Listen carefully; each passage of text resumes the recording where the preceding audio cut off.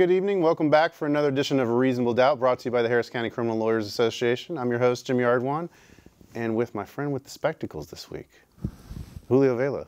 How are you, sir? Are you trying to up your IQ? What are you trying to do? Well, you know, when you get old, the eyes get tired.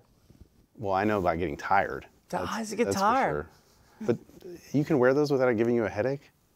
No, because they're completely fake. So. Oh, so you're just doing it to look smart. Yeah. We had the out-of-county appearance today. What do you think? Just because we got a bunch of scientists on the show tonight, you gotta look smart? I can't fool this group of the brainiest people I've ever met. Exactly. We're lucky tonight, ladies and gentlemen. We're going to be joined by 3 members from the Houston Forensic Science Center. We're going to talk about DNA and a bunch of other stuff. We hope this is the first in a series of 3 episodes we're going to do with these fine individuals. And we're going to try, hopefully, to do one out at the lab. We're going to see if we can make that work. I don't know. We're going to see. We're crossing our fingers and hoping it'll work. But let's introduce our panel for tonight. So first we have Courtney Head. Courtney, thanks for being with us tonight. Thank you. And Dr. Peter Stout with us tonight. You're back. This is your second time on the show. My spectacles are not fake. Right. Sorry. Mine aren't either. I actually have old eyes, so. They're not. And finally, Catherine Morgan. Catherine, thanks for joining us. Thank you. So you guys get to be in the hot seat for the next hour. If you want to get in on our conversation, we're going to open up the phone lines probably about halfway through the show. 713-807-174 is the number right there at the bottom of your screen. We also have Twitter up at HCCLA_TV, so you can send questions and comments there. So whoever wants to start, let's start with the big news this week. The announcement that you guys are going to be outsourcing DNA testing to hopefully eliminate this backlog, and you're going to be helping train and bring in a private laboratory to help with that. Well, close. I mean, what we're looking to do is, and Courtney can talk about this because there's a lot of the plan is what she's put together, but you got to keep in mind what we're talking for backlog. What we mean by backlog is we measure from the point at which the agency makes a request, when HPD makes a request, to the point at which we get the final report out the door. And we want that under 30 days. So keep in mind as you look around the country, everybody measures that a little differently. There are labs out there that'll measure that from when they receive the evidence to when they get the report out, from when they actually open the seal on the evidence to when they get the report out. Some will do that to when they get a draft report, but not necessarily the final report. So there's a lot of different measurements on that. And even like here in the state, DPS looks at sexual assault kit is backlogged if it's more than 90 days. So if we use that measurement, we'd have, what, a couple dozen, I think, that would be backlogged.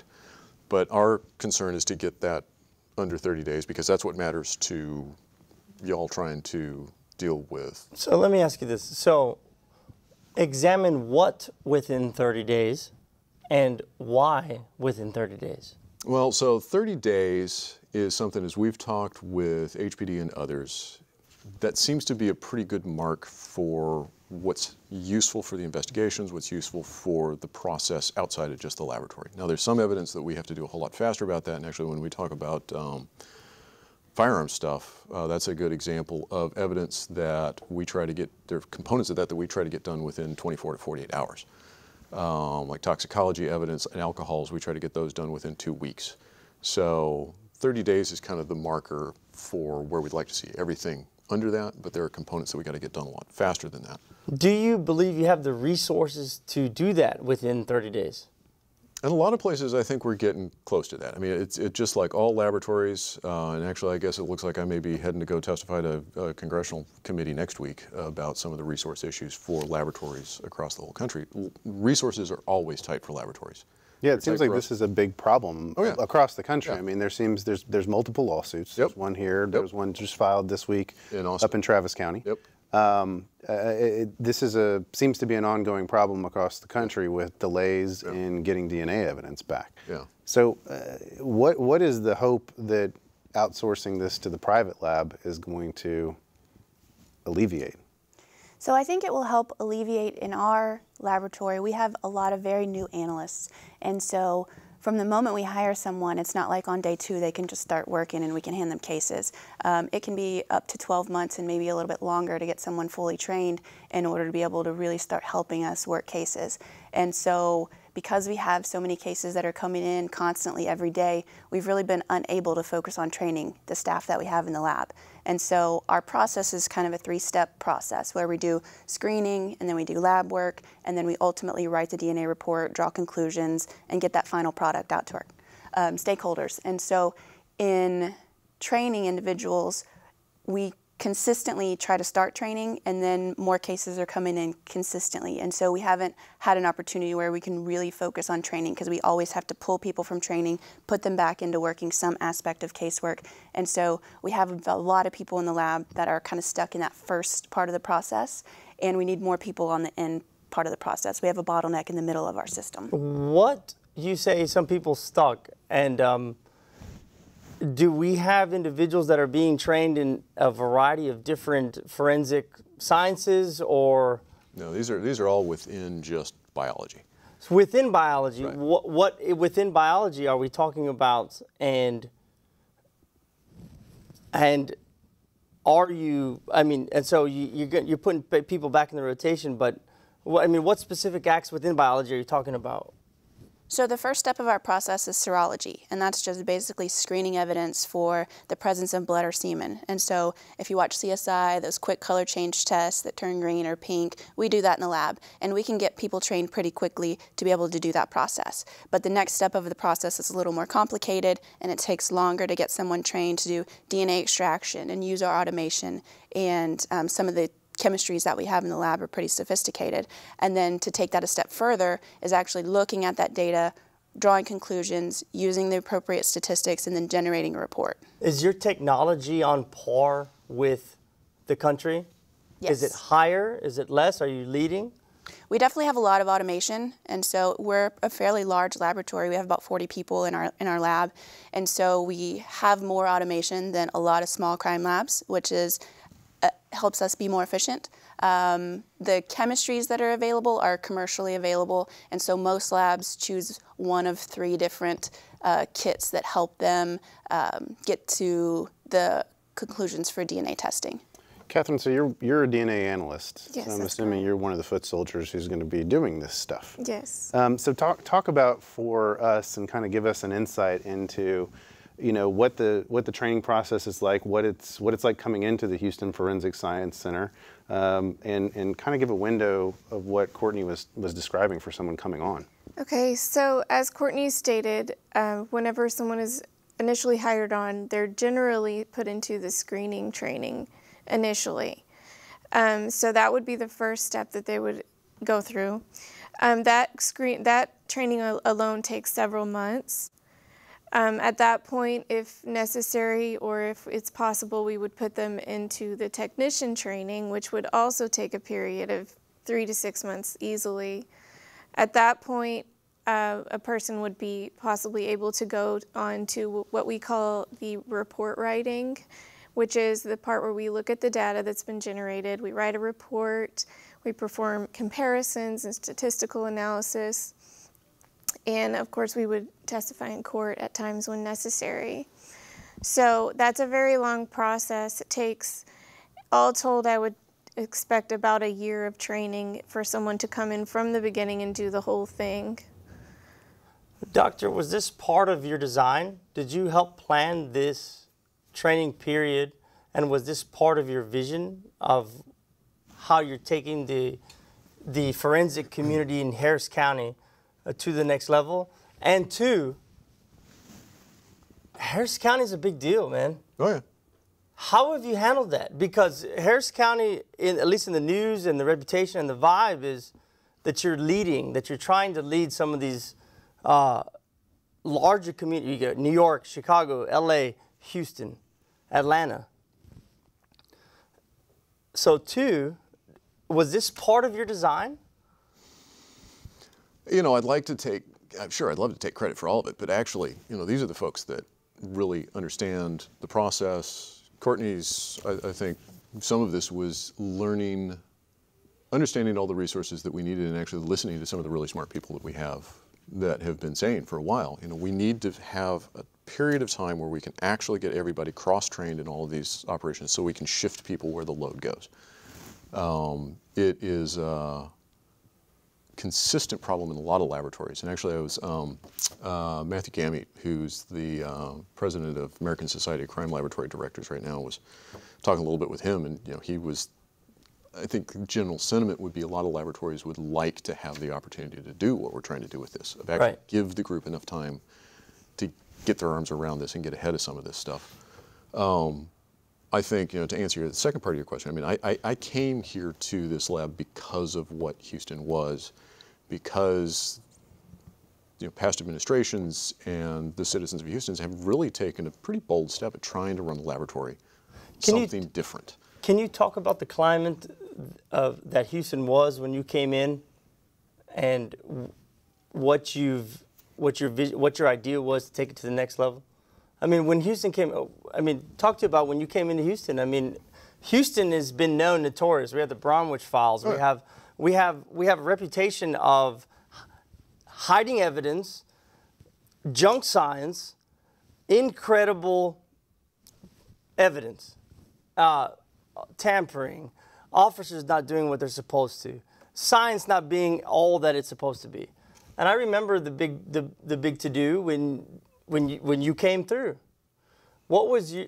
How did you handle that? Well, I joke about it that, I know people in Africa who know what Houston was, because I actually know people in Africa who know what Houston is. Houston is internationally renowned. And it's not so much that what Houston had going is something that other laboratories in the country haven't had. I mean, Andy Dukin was in Massachusetts. There's the same kind of issues everywhere. It's the scale of what's here at Houston. I mean, this laboratory with 200 employees and 25-ish to 30,000 requests a year is one of at least the 5 largest laboratories in the country. We're about half the size of the entire DPS system spread between 13 labs. I mean, this is a big laboratory. Are you taking in requests from other agencies? We've got a little bit of that. Really, while we're set up and there's the possibility for us to do that, we've got a few contracts with some of the outlying counties. It's not really been the focus right now. I mean, the focus has been getting the core work for the city of Houston straight. So we're talking DNA. There's a backlog. We've hired, upon leadership, we've hired an out-of-county a private entity to review these things. Well, it's not review. Well, I don't know. Tell me. I don't know. Yeah, so why. I want to get to that. The press release says you have 950 requests that are over 30 days old, and 200 of those are sexual assault kits, commonly known as rape kits, that haven't been tested. No, or have they? Yeah, so they're all in process. Everything in that's all in process. Basically, you could look at the process of where we're at because I think that's the narrative that's out there in the mainstream media is that these cases haven't been tested at all, and that they're just sitting there and nobody's looked at them. And so they're just sitting on a shelf somewhere collecting dust. No, these are all in process. Everything has actually pretty well been through the laboratory end of it. It's all waiting data analysis. So this is what Courtney's been doing. What do you mean about waiting for data analysis? As we mentioned, there are several main steps in the process, and once we get to the point where we've generated data, that we have a ton of data to look at. And right now, we only have 6 people who are qualified to look at that data. The other problem we face is that we are the most qualified people to train someone else to look at that data because we do it every day and we're experienced. So really, right now, we have 6 people looking at the data and writing reports. 3 of those people are also training new analysts to be able to do that. So really, we have 3 people who can completely commit to looking at that data. So the private lab, I mean, they're not retesting. No. Okay, so what exactly is who is the private lab? Don't know yet. Okay, so are you bidding that out? Is the city bidding? We're shopping that out. So we don't have a lab yet. Don't have a lab yet. The plan is to put it there. We'll have that soon. And the budget is $2 million. Roughly, yeah. Okay, which I mean, frankly, that's not. And about half of that will be grant money, federal grant money. Right. And the other half is coming out of basically what we've found in efficiencies and cost savings elsewhere in the laboratory. So what is the private lab going to do exactly? If it's already been tested, what are they going to help you do? In-house, we're going to work on what we call our backlog, all of the cases that we've already started testing.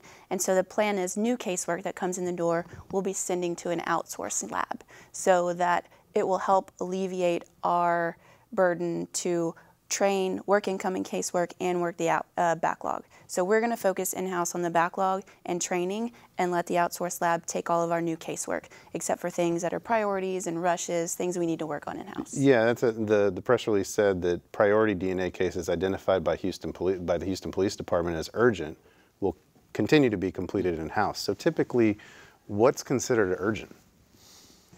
So I think a case that's obviously going to trial, we get notifications on that.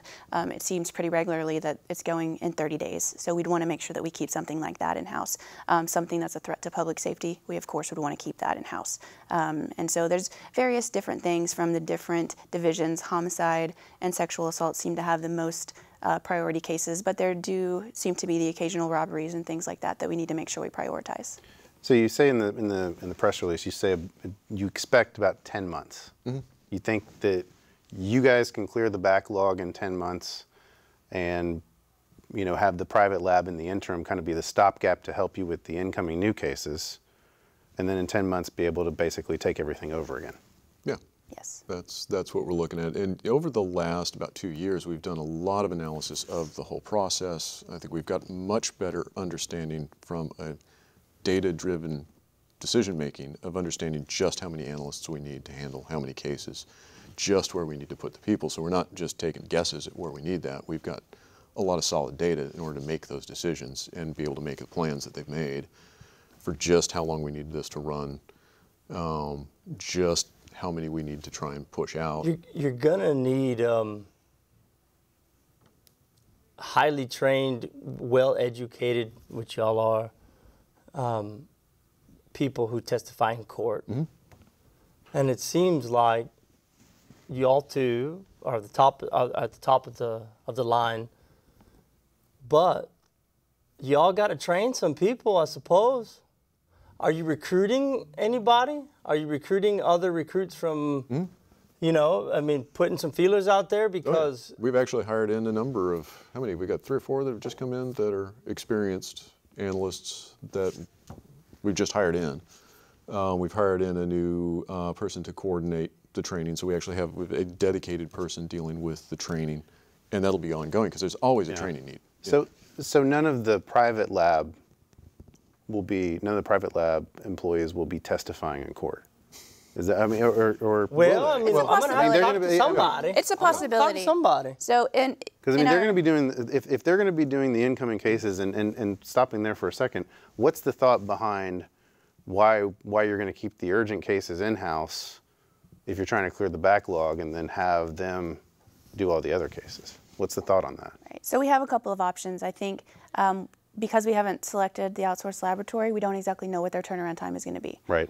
So if their turnaround time is 60 days and a case needs to be done in 30 days, then we have to make the decision if that's one we want to keep in-house or if we can prioritize that with the outsourced lab, maybe pay an additional fee or something to get them to rush that case through.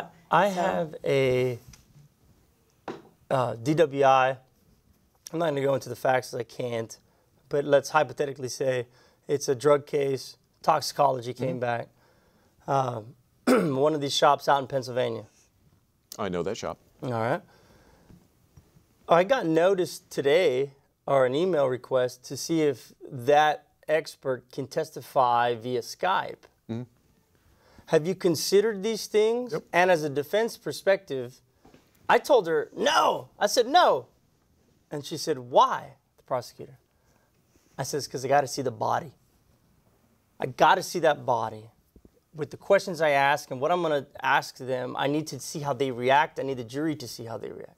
However, she said, judge lets it come by Skype. And I know the judge very well. I've never heard it and I've never seen it happen.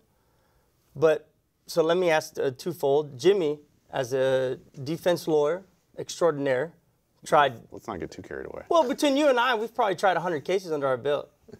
I mean, for sure. Yeah. As a defense perspective, what do you think about Skype or videoing experts, and from an individual who's running one of the largest forensic science labs in the country? Mm-hmm. What is your take on videoing in testimony? I frankly don't have a problem with it because I think at some point we're probably going to be doing virtual trials as technology improves. Most witnesses are going to be appearing in some form or fashion in video. I mean, I think it's going to, at some point, become a pretty regular occurrence. So, yeah, I mean, as much as we'd like to have a live witness there, I just think, practically speaking, and with some of this stuff, I think technology is going to make it more accessible and more reliable to have people appear via video in trial. I mean, look, they do it a lot of time in civil cases. It's a Have really, you all considered this? well, it's a real mixed bag around the country. I mean, we actually have quite the privilege and luxury of being a municipal laboratory serving the Houston area.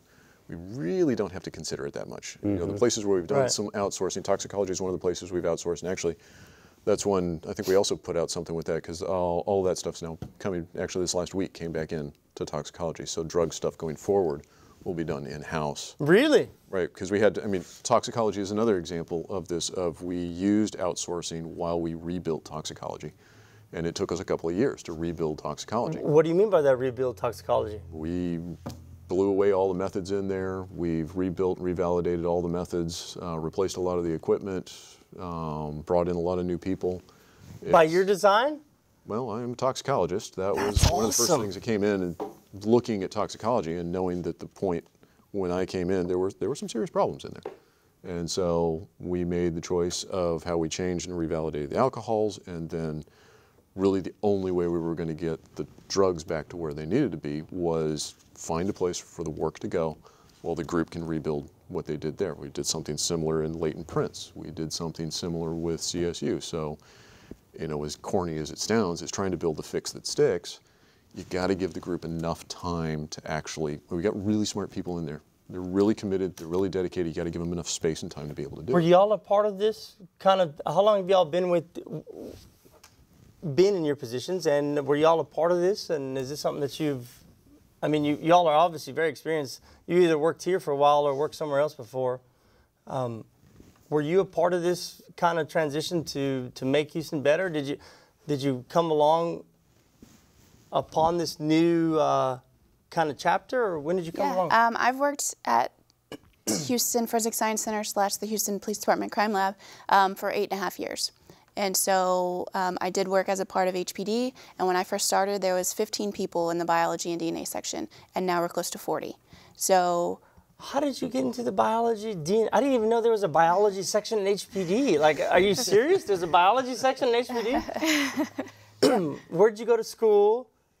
And how'd you get involved in HPD? So, she took classes while we were partying. Okay, she took actual classes while you and I were taking underwater basket weaving. She took classes that actually mattered and learned real stuff. So that's how it happened. I took underwater blind basket weaving. without your glasses? Yeah. No glasses. They're fake. No, they're not fake. No, but I'm serious. So how long were you at the HPD, and then where'd you go from there?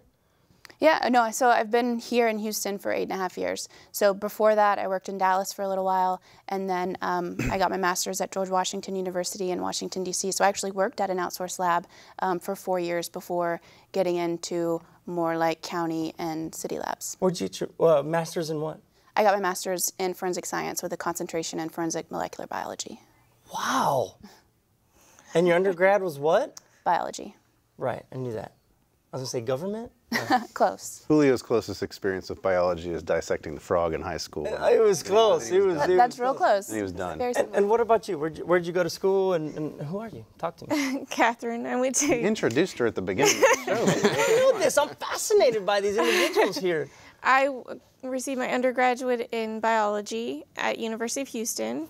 Okay. I worked at a couple of different research labs on campus, and I worked as a chemist for about a year for a lab that does testing on transformer oil. After that, I decided to go and complete what I really had always wanted to do, which was to work in forensics. So I went to University of North Texas Health Science Center. Yeah, sure. And my master's is in forensic genetics. Genetics. Mm-hmm. You know, my dad has a it's a spinal cerebral ataxia, and so supposedly if he didn't pass it to me, my kids won't have it, right? But if he did, we're all screwed, and I have. Are you asking for medical diagnosis? Like, we're done for, man. It's terrible. However, and what about you? I mean, you've been on the show before. I've been here before. So I've got a bachelor's in biology, University of Colorado, and then I've got a master's in environmental engineering from Colorado School of Mines. So, you know, I'm the first one. I'm the first one in 4 generations of my family to not be in the oil industry. So the family joke is, and you ended up in Houston anyways. Yeah. Then I have a PhD in toxicology from University of Colorado again. What made you pursue toxicology? I would love to be a toxicologist. You know, I think toxicology. Still time, Julio. Still time. Yeah. Well, I mean, you could be an expert. You could be hired as an expert. Don't know with that fourth kid. You have a ton of money. Like, people would be hiring you left and right to opine about what the evidence may or may not say. Yeah, well, you know, toxicology, a lot of DUIs. That's where toxicologists all across the country are involved with a lot of that. I want to back up for a little bit to the press release and the outsourcing of this. So there's going to be critics, of course. Okay. They're already out there chirping. They're going to say, why are we outsourcing this? I thought this was the purpose of setting up an independent lab. Yep. Why should we have to do this? You know, you're going to get it from the defense bar. It's not reliable. The typical stuff that you're never going to satisfy those of us on the defense bar, because our job is to be, you know, skeptics. You're going to get people who are watching the budget of the city. They're going to be skeptical of why we need this. So how do you answer those? What are your responses to those people who say this shouldn't be done? Why do we need this? Why can't we handle this? Reliability part, because Sure. Components we need to do on the reliability. Right. The reliability are you asking about the reliability of outsourced testing, or? Sure. Yeah. I mean, those are going to be like a number of the questions that people are going to criticize this for. Why do we spend the money setting up this lab? Why do we then have to outsource it? We're now potentially subjecting ourselves to more criticism about the reliability issues that we've had in the past, and the whole point of setting this up was to eliminate those questions. Sure. And now we're possibly exposing that again. Well, training is important. Yeah. And so bottom line is you have to have good trained people in the right places doing the work. And so if we were to just skip through training and not spend the time that's necessary, then that's going to come out in poor work and not doing a great job testifying on the stand. And so we want to make sure that we're committed to doing that stuff up front, and so that the final product that we get at the end of this is what everyone expects, a really high quality DNA result. When we go up and testify, the juries are able to believe and understand what we're talking about. We believe that that's the most important thing. And so we have to be able to dedicate time to training. And so if we didn't have this opportunity, and this kind of same situation has been happening recurringly, and so that's why we don't have the right people in the right place, because we haven't had the luxury of just really focusing and dedicating time. And so that's why I feel that at the end of this, reliability is not going to be an issue, because we've been able to spend the time necessary. You know, we've got 6 really good people at that analyst in right now. It's just not enough. We had 40 people total in the group, and like Courtney said, we went from 15 to 40. So we've been able to find out of efficiencies across the rest of the laboratory in the shift from city employees to corporate employees that has created space within the same budget, because really our budget's been flat the last 3 years.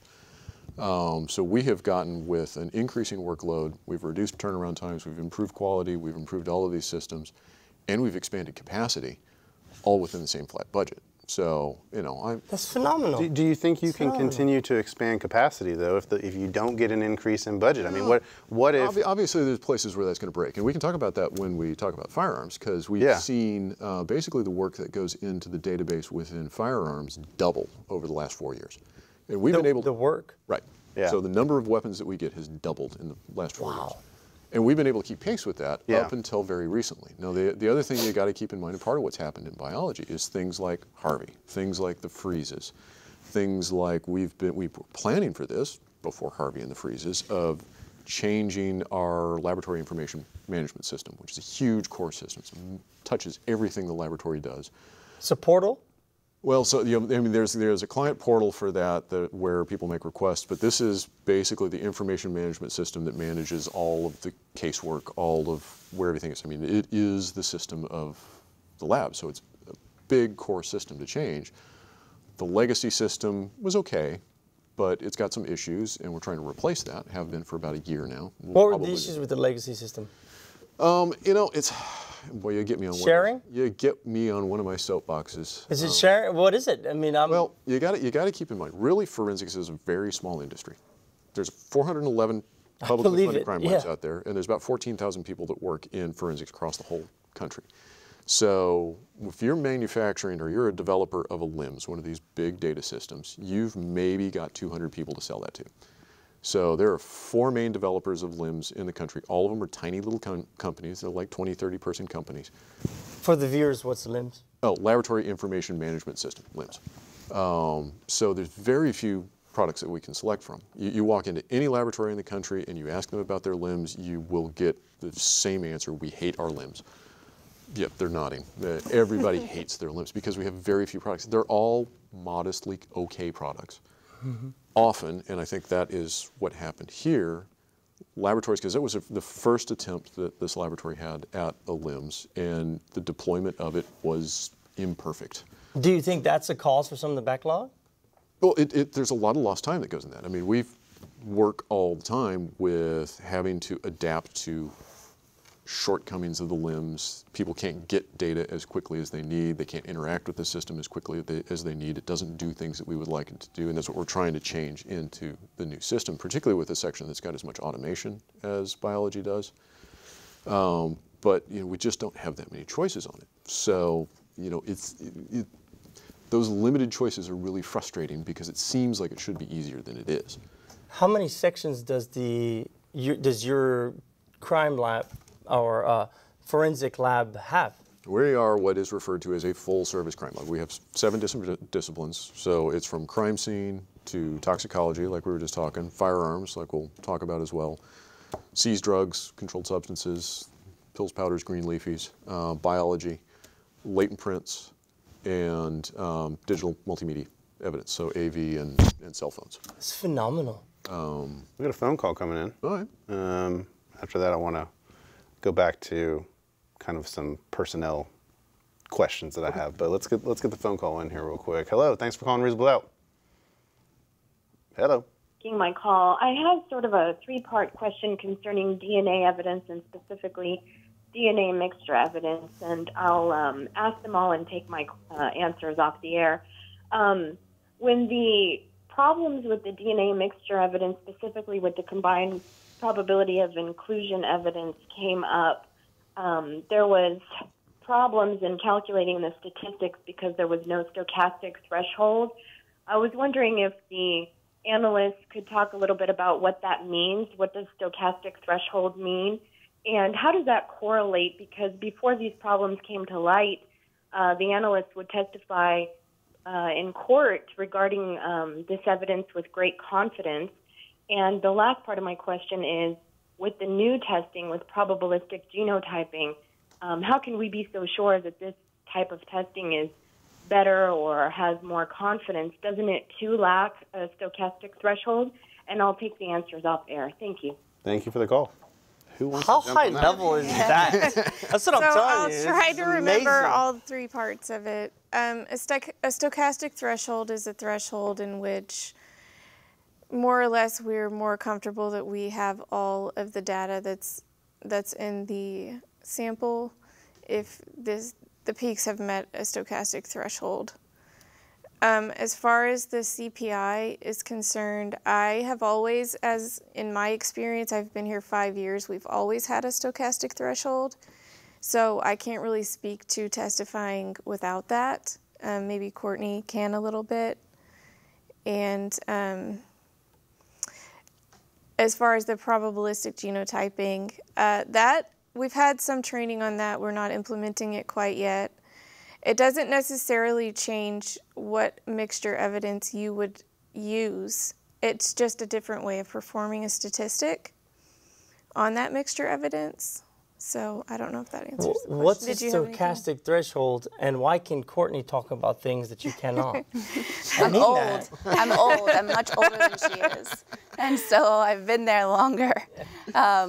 So I can talk a little bit about not having a stochastic threshold, and what the caller was talking about was we've had to go back and do some recalculations, or maybe we haven't been able to recalculate because the stochastic threshold was not in place, and we're talking about, as Catherine said, beyond 5 years ago. And so technology's just changed over time. We've learned more about the science, we've learned more about the appropriate way to calculate statistics, and so therefore we want to make sure that we're doing the best with the data that we have. And so, well, what's the stochastic threshold? So as Catherine mentioned, we have a threshold in place in which any data that we have that's above that threshold, we are confident that we have all the data, because sometimes we get mixtures of DNA that we're missing data. It's partial data, it's not good data, and so we want to know that, do we have all the data? Is there anything that we should question, or are we missing information? And so that stochastic threshold lets us know if we're missing info. What does that data sound like in a courtroom, though? I mean, you say data. DNA. I don't know what that means. I mean, it's DNA. So a mixture is obviously more than one person's DNA there. And so when we look at data, it's literally peaks on a graph that are different color, and there's different sizes of the peaks. And so depending on the size of the peak, it relates back to a threshold. And so if we can say it's a certain size and then it's above the size that we would anticipate, then we could say it's above our threshold. If it's smaller peaks, then it may not meet our threshold, and so we may question it and we may believe that we don't have all of the information. Does the threshold, you pass the threshold and you're able to present that evidence in court with a greater confidence? Is that my understanding of what you're saying? That's a fair statement. We would be able to apply statistics to locations that we feel we're not missing data, and so it could change the statistical weight on a sample if we have all the data versus if we have less data. We might have a statistic of 1 in a quintillion if we have all the data. It might be 1 in a billion if we're missing information. You know, recently there's been talk on the news and TV of, well, they got the formula wrong. It's not 1 in 10 quintillion. It's 1 in 100,000. Is that true, or is it not true, or is what? I mean, something changed recently. Right. I wouldn't say it was the formula that was wrong. It was the data and understanding.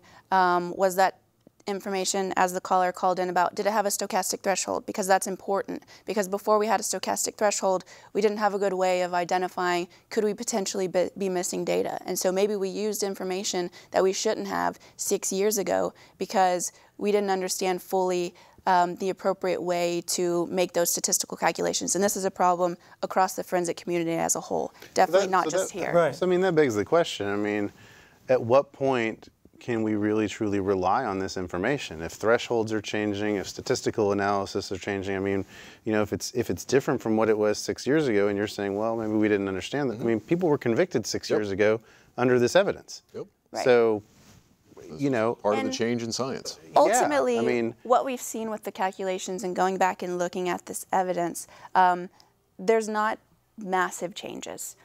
In samples that were single source, or even these mixtures that are super high, we don't have changes. The only spots that come into question are the data that's really low.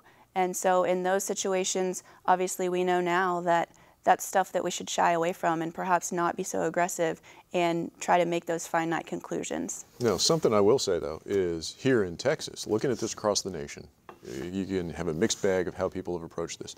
Texas is a state that has been very proactive about this. Texas has actually taken it upon themselves to go look back at old cases. I mean, tens of thousands of cases are being evaluated. I think we've had, what, 8,000 total that were notified on this, 8 or 9,000, something like that? Yeah. So that's, you know, the DA's office went back looking back at cases historically where CPI has been used, and we've been working with PDO, Public Defender's Office, and the DA's office to help evaluate, okay, this was a case that had CPI calculated in it. It was probative to the case. It was necessary. You said CPI. What does that mean? It's combined probability of inclusion. So we look at 21 different locations in the DNA. And in the past, on a mixture, we were using a CPI calculation.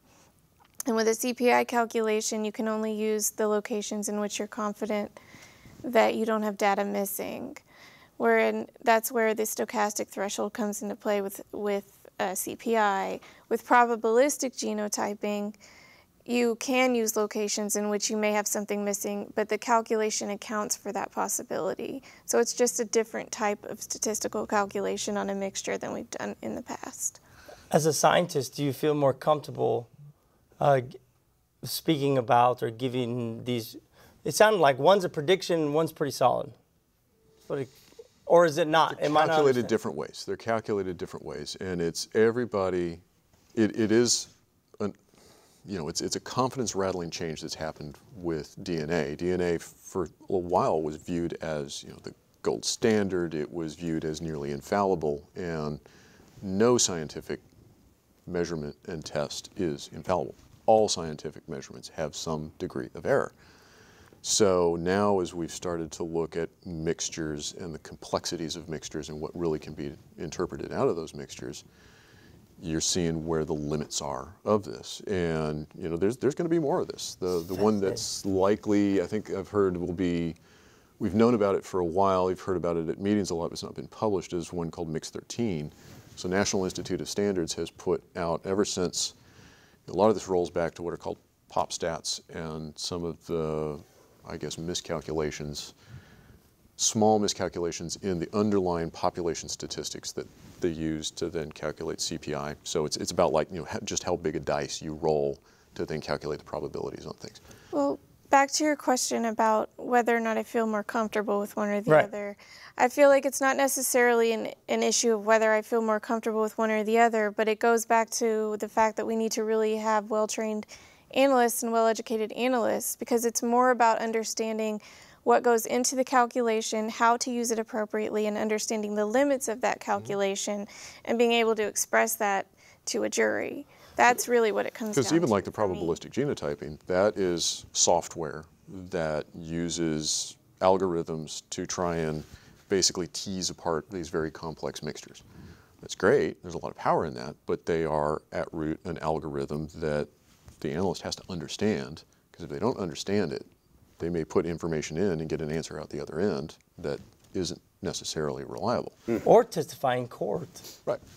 And not be reliable. And there's an awful lot of conversation in all it's a big deal, man. Of where is testimony being overstated, where is testimony being appropriately stated, the language that's used, you know, everybody talking about the, you know. Tessa Gale? Remember her? Yeah. But the comments of what is it? Degree of scientific certainty, whatever this stupid phrase is that gets used out there that doesn't have any meaning, and it's trying to put statistical meaning into these things, and it's a growth part of the science in all of the disciplines. Well, but I mean, isn't that you know, I mean, the frustrating thing from our standpoint as defense lawyers is this stuff is presented in court as infallible. Yep. And here you are saying, look, every test, every scientific thing has some degree of fallibility. Yep. I mean, the problem I see at that is, how do you get beyond a reasonable doubt if there's some degree of fallibility? We got cheers back there. Yeah. You have a damn good crime lab, I suppose. Some of it, so from the laboratory standpoint, I view it that our role and responsibility in this is to give as clear a measurement as we can, and as clear a statement of what that uncertainty is, and as best we can, the error around that measurement. That's y'all's thankless task to try and figure out how to wrestle through. Right. I mean, I mean, we've got to figure out how to bring all these big words down, and make them where people can understand them. But it is the reality of scientific measurements. Right. All scientific measurement has some degree of error to it. Fallibility. Right. Did I make that up right now? Fallibility? No, he said it. I think it's something better than that.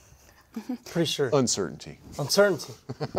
And I also wanted to point out, you know, it depends on how we're testifying. So if we have a statistic of 1 in 100, to make sure that the jury understands that that's not a great statistic. That means 1 out of 100 people. Yeah, I mean, if the odds were 1 out of 100 that your team was going to win the championship, would you put money on it? Right.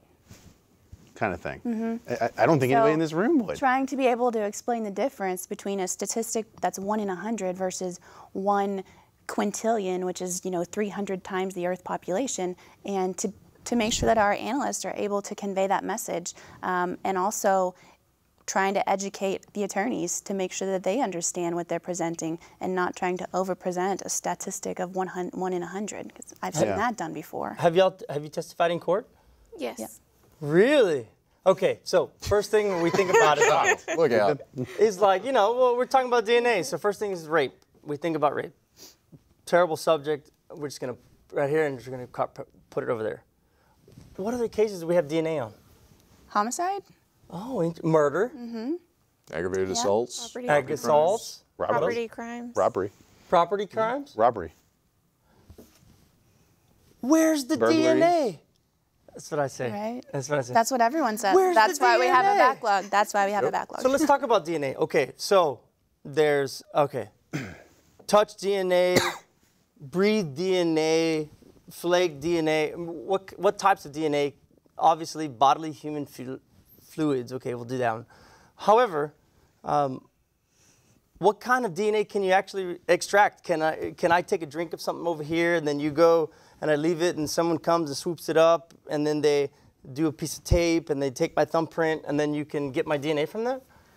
Probably not from your thumbprint. Maybe. There's probably a scientific paper out there that would happen like that. But if you leave your bottle sitting somewhere, ideally someone would come and swab the lip of the bottle, because that's where you're going to be contacting the bottle frequently, and your saliva will be deposited there most likely. And so we could get a DNA profile. Right. We could get a DNA, swab that right there. Likely we would get his DNA profile. But if we swab the outside of the cup, maybe he shares his cup with you. Right. And if we swab that, then maybe we get a mixture of both of y'all's DNA. I don't share anything with Jimmy and I drink from the same cup Just make y'all. multiple times. you. Not intentionally. No, okay, so I grab it, and so then what? So then you have a sample of your data, you have data that has 2 profiles? Right. And how, or what level of confidence do you reach? I mean, how are you going to separate that? I mean, it could have been who done it. Could have been Jimmy. Could have been me. I'm going with you. Catherine, you want to talk about that a little bit? Well, that varies so widely from profile to profile. Sometimes we're able to determine what we would call a major and a minor, which means that one person contributed more. That would be the major person. Sometimes we would have what we call an indistinguishable mixture, where we couldn't necessarily tease the 2 apart. With the sexual assault kits, we're often able to use the complainant and pull out the foreign person to that complainant, because you would expect the complainant to be on their own body swabs. So it varies. I recently tried a capital murder about 2 weeks ago. Gun had they couldn't include anyone, but there was data all over the gun. They couldn't. Well, you get too complex a mixture, you really ultimately can't interpret it. And Right. where that line is of too complex a mixture in order to interpret, and I mentioned about that Mix 13, that was basically a sample that was sent around that was deliberately a complex mixture, and seeing whether or not laboratories would include or exclude a profile that was not in that mixture. Is your lab doing any or leading? What ways is your lab leading the country? Lots of different ways. I mean, DNA, I think in the DNA area, we probably are more conservative than a lot of laboratories in what we'll interpret, because what we'll interpret up to a 3-person mixture, but not beyond that. That's actually cutting edge, that's smart. Well, if saying, no, we can't do something is cutting edge and smart, okay, that's cutting edge and smart to say there's limits, and we won't go beyond those limits. Do you have is your lab reviewed by anybody? Yeah, we are. So actually, there's another one here. July, Crime Scene is up for their first accreditation visit. So they're the last section to get accredited. We're accredited by a group called ANAB, ANSI ASQ National Accreditation Board, to ISO 17025 standards. And so with Crime Scene getting accredited, that will have the entire laboratory accredited. And we actually also just got our evidence handling, so the movement of evidence around the laboratory, that's also accredited now. So we got a couple questions coming in on Twitter. We'll take them one at a time, want you guys to answer. First one is, why is Houston Forensic Science Center still using Lean Six Sigma when it has been such a failure? Well, you know, there have been some parts of it within, because we've done a lot of that work in biology, and some of it's worked better than others. I don't know what that is. So Lean Six Sigma, there's two components to it. Lean Six really comes out, they're both kind of out of the manufacturing world. Lean Six is philosophically, if you reduce errors, the process typically gets more efficient. And Sure. Lean is if we remove waste, the process gets more efficient. I think there are some components that really were more, and I've talked with staff about this, there are components of it that were really my fault, that stuff did not get communicated as well to the staff as ideally we should have. So their buy-in to being able to accept what really becomes greater accountability was rougher. So from that standpoint, yeah, there were some failures in it. Things that were successes out of it is better data of how we look at the process, better data of how we explain it to folks like you all or the mayor's office or the citizens of Houston of why we need to do some of these things, because it's not just, well, we think this is going to work. It's this is going to work because we know we need 12 analysts in order to keep up with what's coming in. We know we need this many people in this section and this many people in this area. So from that standpoint, I think it has been a success. I think learning from places where it hasn't worked and using that now going forward is why to keep using it. Who funds you and who supports you in the some city council or commissioner's court, whoever? Well, actually, a lot of that work's been funded out of federal grant money.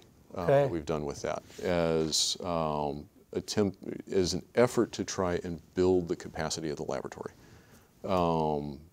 And you know, it's gone into a lot of things of changing the management structure. It's gone into a lot of things like realizing that we need a dedicated person for training, because there's a big training need now to get everybody cross-trained, but there will always be a training need as different technologies come in, as different people come in.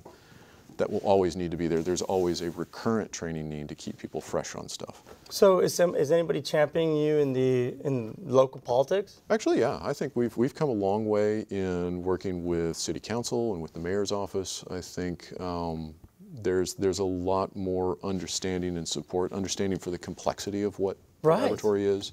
I think there's a greater understanding for the fact that really we have done a good job at progressing where we were. They get tired of hearing me say this, of, you know, I'm really pleased with what's happened with the laboratory. I'm really proud of it, but I'm not satisfied yet. We still have work to do. We're not done yet. So you've been there at least 8 years or so? Nope, I've been there 3 years, just over 3 years, pardon me, but you talked about being involved. Right, so I was with the HPD lab before it became the Houston Forensic Science Center. Are there independent agencies that are doing their own or have their own forensic departments? And are you connecting to them or talking to them at all?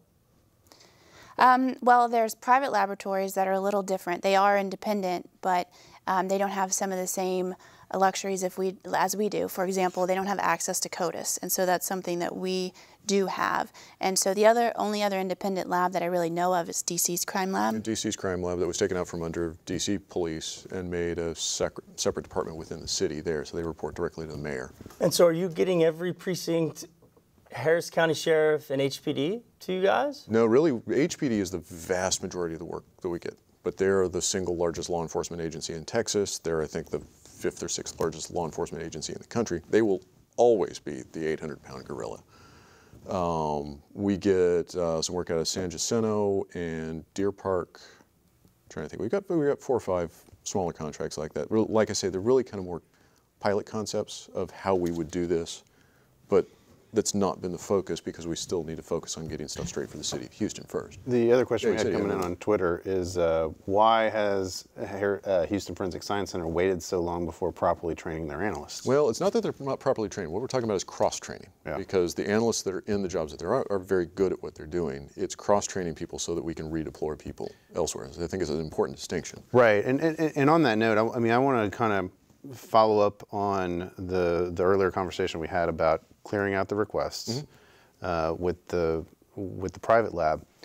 So, and kind of go back to the budget conversation you had before. I mean, you're flat. Don't know if you're going to get an increase. I mean, So you get the people that you have, you get them trained up, you're able to clear out this backlog.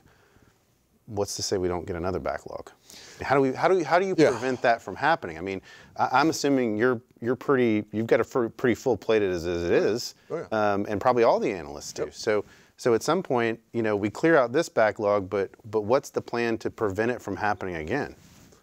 I think a lot of this will help for what we can foresee of growth in particularly DNA. Now, something we see nationally, West Virginia University has published some stuff on this, that for every 1% that turnaround time comes down in laboratories, the number of requests they get goes up by 1.4%. So there is kind of a cycle of, as laboratories get more efficient, I think that's what we've seen, is we've gotten more efficient, the workload's gone up. It's not that the underlying crime rate's gone up, but more requests come in because now investigators and everybody involved in the rest of the system sees, okay, we're going to get an answer now sometime before 3 years. We've wanted that answer all along, so they start asking for it. So I don't know how you guys are going to be testifying in court every week. Yep, it's a serious consideration. Yeah, you guys are going to be, I mean, you it's guys a serious every week. It is a serious consideration, and I think we can overcome some of it. We can carve some efficiencies, and we can get, with what we've got coming in now, I think we can sustainably do this. But if the trends are what the trends are, that the work continues to increase, yeah, we hit a breaking point, and we'll have to, more resources are necessary. Is it Commissioner's Court? Then? No, this would be City Council. City Council. And Mayor's Office, of where the balance of those resources. I mean, Catherine, what do you feel like, and I know we're getting close to the end of the show here, but for you, I mean, what do you feel like in a 30-day period, how many cases do you feel like you can adequately handle? I believe right now we're at 120 cases per month between the 6 of us. So is that divided out evenly, or I mean, is it depending on the complication of certain cases? How? It really can vary. We have a wide variety of cases, from cases with only 1 sample to cases that have 20, 25 samples. We often have second round requests on cases from officers. There are times that we don't go to court for months, and then there are times we go to court several times in a week. So it really does vary. I would say for the individual analyst, probably around 25 cases a month is reasonable. I'm getting told we have to wrap up. Yeah. The last one. Gosh, I have so many questions. Yeah, I mean, yeah. That's good. This is great. I really appreciate you guys coming on. I appreciate the opportunity to talk about this. I mean, tough questions are good. I mean, tough questions help us get better. No, I appreciate it. We thank you all for coming on, and look forward to doing the next 2 shows at some point. We can talk about guns next time, right? Man. I don't own a gun. Right up my alley. I that's told everybody I'd bring my Guns guns to the party. Right? But that's all the time we have for this week, everybody. We'd like to thank Dr. Peter Stout, Courtney Head, and Catherine, what was your last name? Catherine Morgan. That's right. We'd like to thank the 3 of y'all for coming on this evening, and we will be back next week with another episode of Reasonable Doubt. Good night.